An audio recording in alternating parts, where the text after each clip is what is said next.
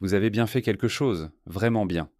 Peut-être une présentation, quelque chose que vous prépariez depuis longtemps, ou juste une conversation difficile, et vous avez finalement trouvé les mots justes. Un instant où tout s'est mis en place. Et puis, juste après, presque au même moment, une voix s'est levée en vous, silencieuse mais nette. Cette partie aurait pu être meilleure. Tu n'aurais pas dû dire ça. Les gens autour de vous n'ont rien remarqué. Ils vous ont peut-être même félicité. Mais vous étiez déjà ailleurs, en train de chercher ce qui manquait. Cette sensation vous est familière. C'est le visage du perfectionnisme dont on parle le moins.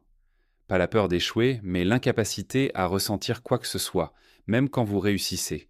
Une fatigue que personne ne voit, que vous-même n'arrivez pas à nommer. Et depuis longtemps, cette fatigue a un coût. Vous avez souvent entendu le mot perfectionniste, parfois dit comme un compliment. Il est tellement perfectionniste, comme si c'était une vertu. Mais il y a l'autre version, celle qu'on dit dans les couloirs autour d'un repas de famille. Il ne finit jamais rien. À force de vouloir que tout soit parfait, il ne fait plus rien. Vous avez grandi dans le système scolaire français. Les notes comptaient, mais pas seulement les notes, les commentaires qui les accompagnaient. Très bien était rare. Il y avait presque toujours un mais, quelque part. Et ce mais, il s'est gravé en vous au point que vous n'avez plus besoin de personne pour le dire. Vous le dites vous-même avant que quiconque ouvre la bouche. Ce n'est pas de la rigueur. La psychologie a un autre nom pour ça. Le psychologue Gordon Flett, qui a étudié pendant 20 ans l'impact du perfectionnisme sur la santé mentale, l'a montré clairement. Il existe deux formes très différentes de perfectionnisme. L'une vous fait avancer, l'autre vous paralyse. La différence ne tient pas aux standards eux-mêmes. Elle tient à ce que la simple possibilité de ne pas les atteindre déclenche en vous. Ce que Flett appelle perfectionnisme dysfonctionnel, ce n'est pas la peur de mal faire, c'est la peur de mal paraître. La nuance semble petite. Elle change absolument tout. Ce que vous prenez pour une exigence envers vous-même est en réalité une forme de protection. Votre cerveau a appris, très tôt, une erreur visible peut coûter quelque chose. Alors il reporte, il évite.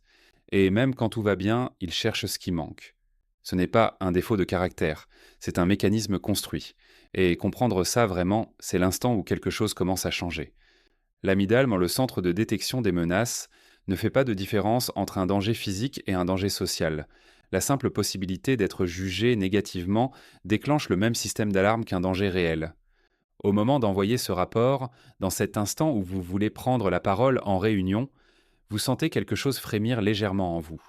Personne ne le voit, mais votre cerveau murmure « Attends, pas encore ». Vérifiez encore une fois, ce n'est pas un manque de discipline. Votre système nerveux fait exactement ce pourquoi il a été entraîné.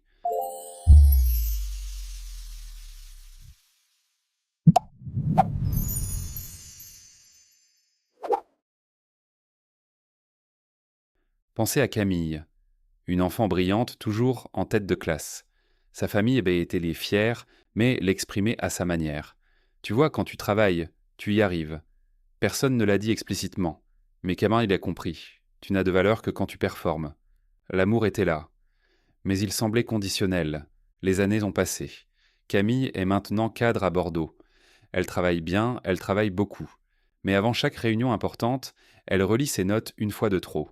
Après chaque réunion, elle repasse mentalement chaque échange, cherchant ce qu'elle aurait pu dire autrement. Elle appelle ça de la rigueur. En France, se congratuler soi-même ne se fait guère. La question qu'est-ce que les gens vont penser rôde silencieusement derrière beaucoup de décisions. Montrer sa fierté, c'est risquer de paraître prétentieux. Alors on minimise. Bah c'est pas grand-chose, dit-on. J'ai eu de la chance, dit-on. Et cette humilité de façade se transforme avec le temps en conviction intérieure. À force de se diminuer pour les autres, on finit par se diminuer pour soi-même. Les boulangers dans qui font le pain au levain savent sans quelque chose. La pâte ne se force pas. Mais elle n'attend pas non plus. Il y a un moment, une fenêtre assez étroite, où la pâte est prête, pas parfaite. Prête. Le boulanger qui attend trop, qui espère que tout sera irréprochable, trouve une pâte effondrée. Vos projets, vos décisions, ces instants où vous voulez prendre la parole, tout fonctionne ainsi. Il y a une fenêtre d'action. Pas pour la perfection, pour le passage à l'acte. Attendre que tout soit parfait, c'est souvent laisser la pâte s'effondrer. Non par manque de soin, mais par excès de prudence. Toutes les voix critiques ne se ressemblent pas. L'une dit « Ce paragraphe n'est pas clair, réécris-le ». Cette voix-là est utile, elle est au service du travail. L'autre dit: de toute façon, tu n'es jamais vraiment à la hauteur. Celle-là n'est pas au service du travail. Elle est au service de la peur. Quand Antoine relit ce mail pour la 5e fois, ce n'est plus de la rigueur, c'est de l'anxiété déguisée en exigence. Apprenez à les distinguer, non pour faire taire la seconde, mais pour ne plus la confondre avec de la clarté. Avant de vous lancer dans n'importe quel projet, posez-vous une seule question. À quel pourcentage vais-je considérer que c'est terminé? 75%, 85%, et tenez-vous à ce seuil. Mathieu, professeur à Lyon, note ce seuil en haut de la page avant d'écrire. Pas pour abaisser ses exigences, pour se donner la permission de finir. La différence est immense. Un cerveau perfectionniste a une mémoire sélective. Il retient ce qui a mal tourné, il efface ce qui a fonctionné. Ce n'est pas de l'humilité, c'est un biais documenté en psychologie cognitive. Le soir, notez une seule chose qui s'est bien passée dans la journée. Une phrase suffit, non pour vous féliciter, mais pour rééduquer lentement cette sélectivité. Le cerveau apprend par répétition, et il peut apprendre à voir autre chose que les manques.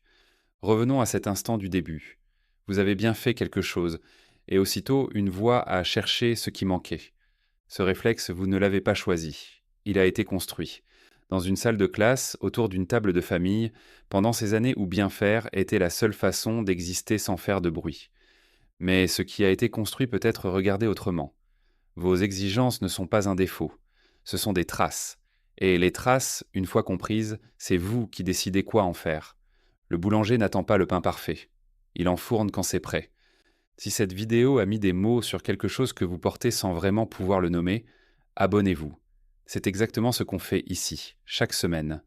Et j'aimerais vous poser une question. Y a-t-il quelque chose que vous n'avez jamais commencé, jamais rendu, parce que ce n'était pas encore tout à fait prêt? Dites-le en commentaire.